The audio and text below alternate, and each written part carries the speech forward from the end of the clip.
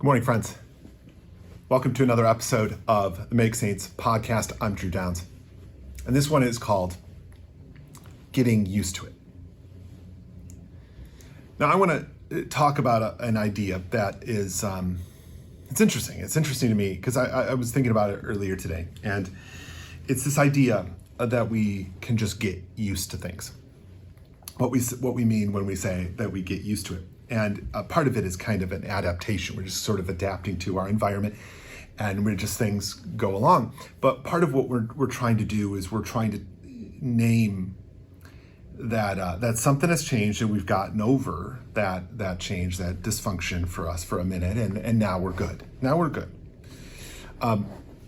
What's interesting is that we do this in a way that absolves us and our responsibility in the moment, and sort of puts because we have this vision of time as if the time is the actor here, and that time has happened, and so over time we have adapted to our environment. So it was the time moving, and we just sort of like came along for the ride. So excuse me, this is one of the ways that we talk about it is the old phrase, time heals all wounds. As if time is actively healing us.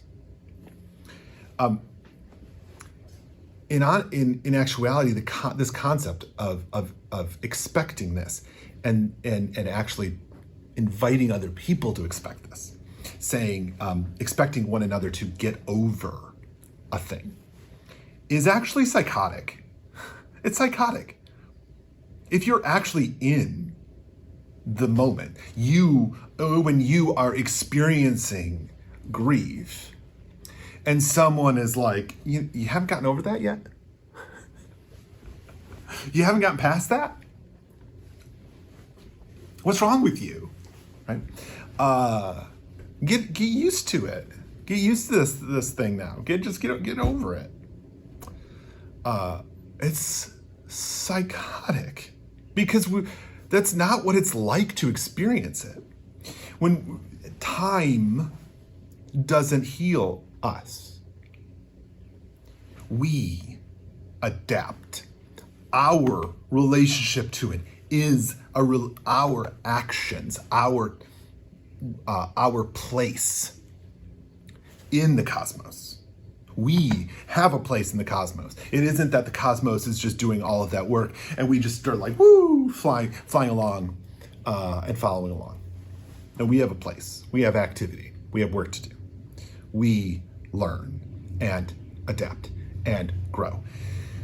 But our language around this influences our beliefs. And so we say things like get over it. And one of the things when you think about get over it or get past it, we're kind of naming it as if time is linear, as if we are moving along a trajectory, and that the greatest sin a person can have is getting stuck in something. So you're getting stuck. No, you need to get over it, right? You need to get over the thing. You need to get past it because we're all past this. We don't want you to be left behind. So you have to get past this too. Right? That's how we name this, as opposed to recognizing what grief actually is, that you're still moving. You're moving along as well. You aren't stuck in your grief. You are moving too. Time is moving. You are doing things. You are active in your life. There's nothing to get past. What we're actually trying to do is take something, grief, right? Loss. Take that, put it in a box, bury that box in the backyard, right? Dig a great big hole in the backyard, bury the box, put some grass seed on it, water that so that it can disappear. So that getting past something is actually making it disappear in a linear fashion because it is now behind us. That's what we're psychologically naming for each other. So when we're getting used to things, what we're actually naming is that we are living in a present reality as if it has always been this way. And we don't have to account for how we got here. And that is the problem. There's it is beautiful and it is deeply problematic. That's what I should say. It is beautiful that we do this, and it is also deeply problematic. There's a story. This is an example I want to use is really potent, right? Long ago, back when we in the integration era, and I'm going to use big numbers because I don't know the numbers offhand. There were big numbers like this, though. It was something like three quarters of the population in the U.S. opposed integration at the time of the Brown versus Board of Education decision. 3/4 of people did not support integration. A few decades later, when people were polled, it had flipped. 3/4 supported it. Now, what needs to be named about this are a couple things. One, it's not like half of the US population died, right? So half the population did not die, and that half of the population did not only come from the anti-integration group, right? That's not what happened. So it's not like a whole bunch of these people disappeared from the numbers.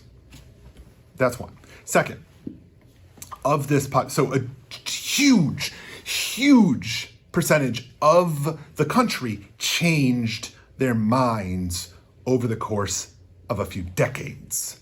Huge number. We're talking 100 million people.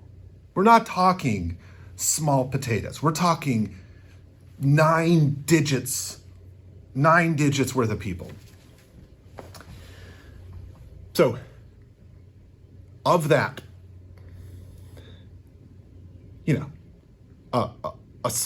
a fraction, let's say a third,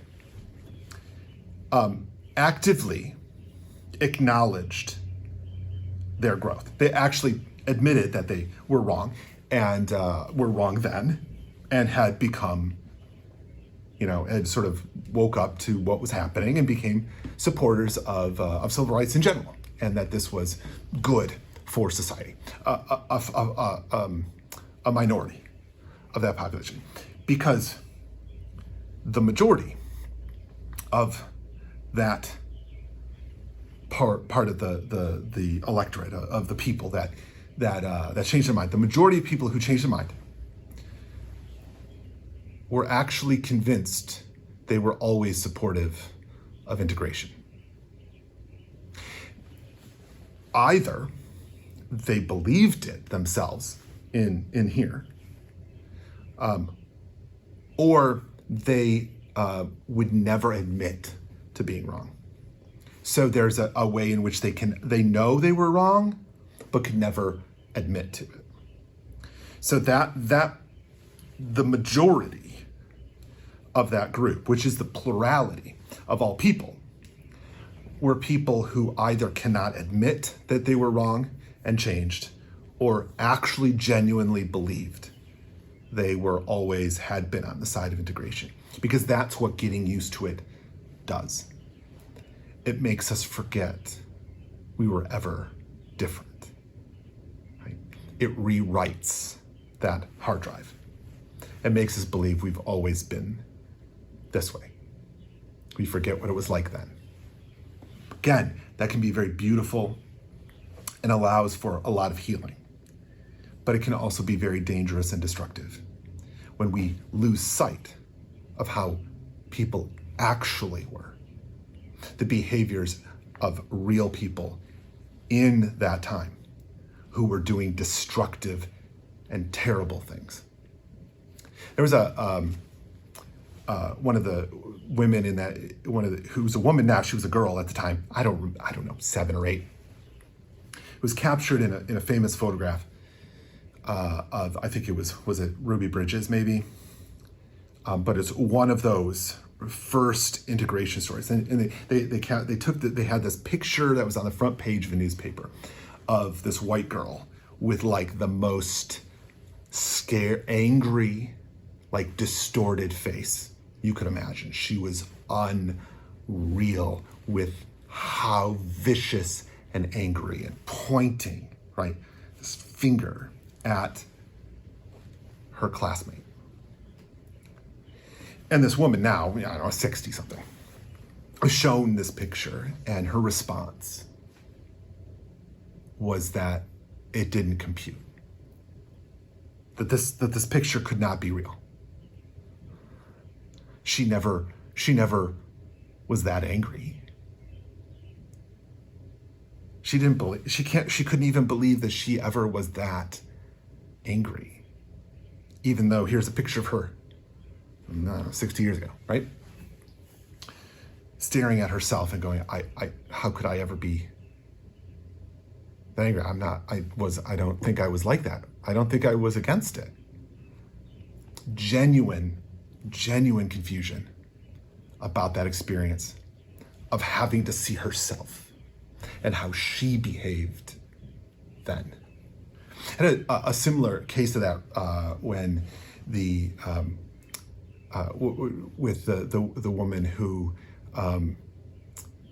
erroneously claimed the Emmett Till, right? The Emmett Till who was murdered, and that she had sort of had been forced to admit and face what she had done.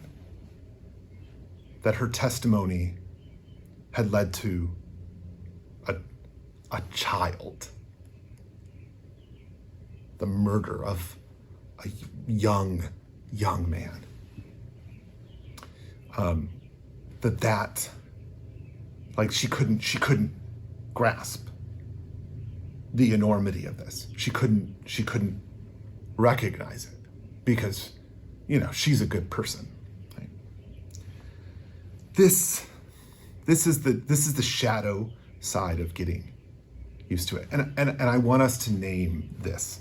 There's a lot of really good things about getting used to it. I want us to name the shadow side today, just because I think we're so afraid to name it, because we so want to use this thing, this belief that we can get over it and it's real, and we end up believing it always was. That's brilliant and I love it, but we use it to avoid dealing with how vicious and nasty we can be, to give us cover so we can pretend we were always right. We do this in the church, we do this in society. We have people doing this now with, anti-trans bills. We have people doing this right now all over the place. People showing themselves to doing terrible things that are hurting other people's lives. And our response is often to try and let time heal this. Let someone else deal with it, rather than name what is the problem. And it isn't a person trying to go to the bathroom. It isn't someone trying to live and survive the day. It isn't someone hoping to walk into a cake shop and be able to get a cake to solemnize this moment, to recognize and celebrate a wedding, that they will love another human being for the rest of their lives. They will be committing themselves to them. right? There's a lot of stuff that we're just gonna let go. Right? We'll just have to get over, right? So we can all just get used to it. Thanks for being here. We'll see you next time.